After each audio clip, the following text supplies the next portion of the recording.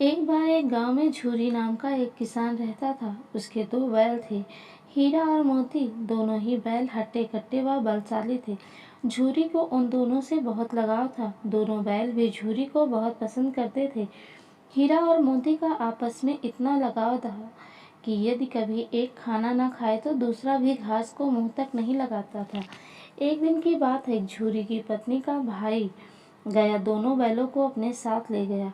दोनों बैल इस बात से हैरान थे कि उन्हें गया के हवाले क्यों किया गया है। शाम होने तक दोनों नए घर व नए लोगों के बीच में थे, लेकिन उन्हें वहाँ सब बेगाना लग रहा था। रात को जब सभी सो रहे थे तो दोनों रस्सी तोड़कर झूरी के यहाँ भाग खड़े हुए। सुबह सवेरे ही जब झूरी ने उन्हें अपने यहाँ देखा तो दौड़कर गले लगा लिया। ये सब देखकर झूरी की पत्नी बिल्कुल खुश नहीं थी। उसने दोनों को खूब खरी खोटी सुनाई और यह निश्चय किया कि दोनों को खाने में केवल सूखा भूसा ही मिलेगा। अगले दिन गया फिर आकर दोनों बैलों को अपने साथ ले गया।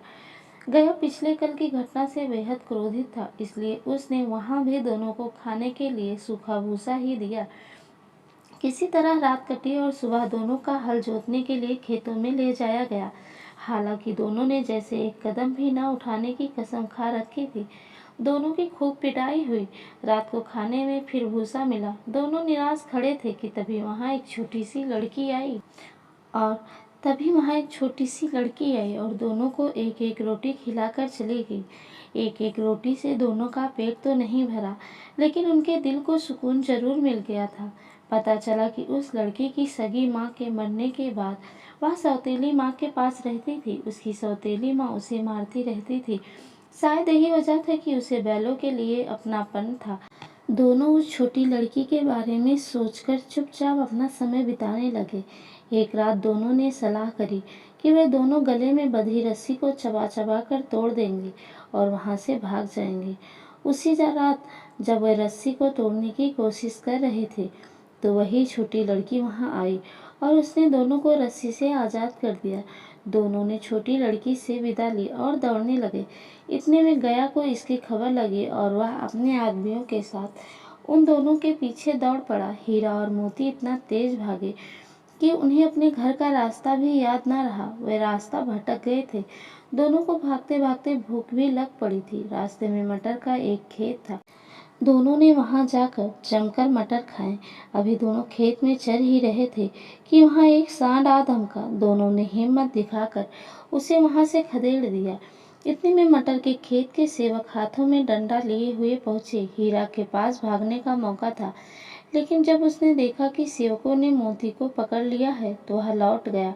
दोनों बैलों को पकड़कर मवेशी खाने में बंद कर दिया गया। उस मवेशी खाने में बहुत से जानवर कैद थे। वहाँ कई बकरियां, घोड़े, भैंसे, गधे बंधे थे, लेकिन किसी को भी खाने को कुछ नहीं दिया जाता था। इस वजह से सभी जानवर कमजोरी के कारण जमीन पर बेजान पड़े हुए थे। जब पूरा दिन बीत जाने पर भी खाने को कुछ न मिला तो हीरा के सब्र का बांध टूट गया। उसने बाड़े की कच्ची दीवार पर जोर से अपने सींग गड़ा दिए, जिससे मिट्टी का एक टुकड़ा निकल आया।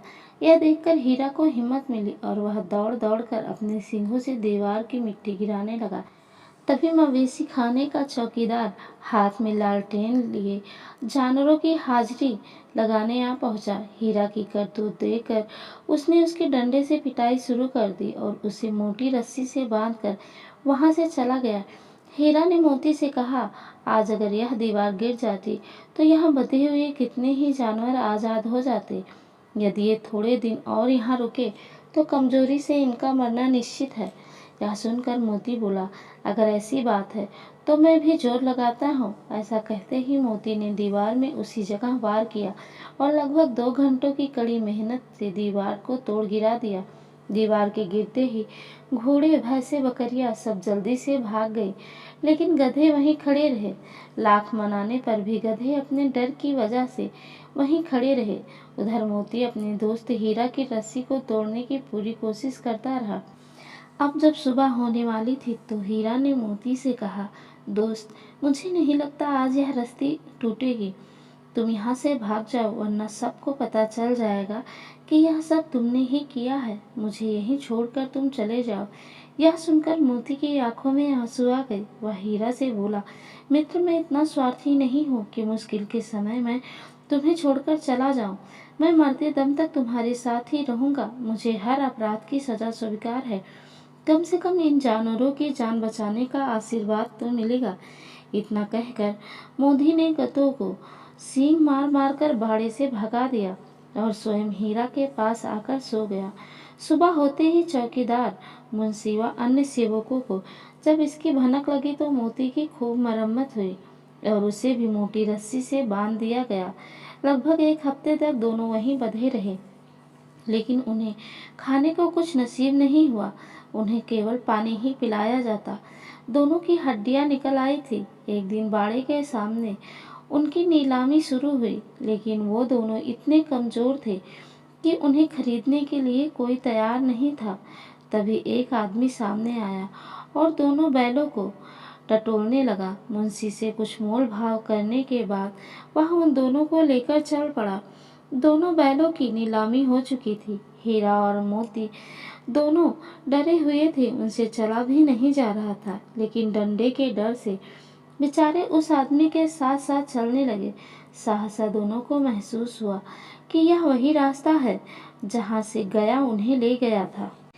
वही खेत, वही रास्ता और वही कुआं तो था जहाँ पर वह हल जोतने आया करते थे।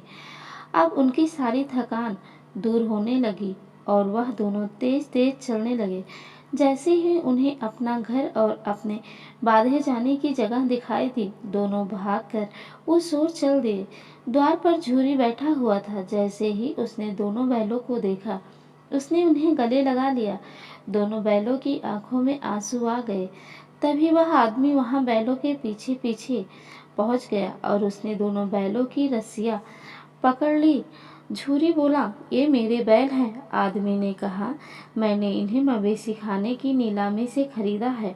झूरी तपाक से बोला, मेरे बैलों को बेचने का हक किसी को नहीं है। अगर मैं इन्हें बेचूंगा तभी ये बिकेंगे। आदमी ने जवाब दिया, मैं थाने में जाकर रपट दर्ज करवाता हूँ। झूरी बोला, ये मेरे बैल हैं।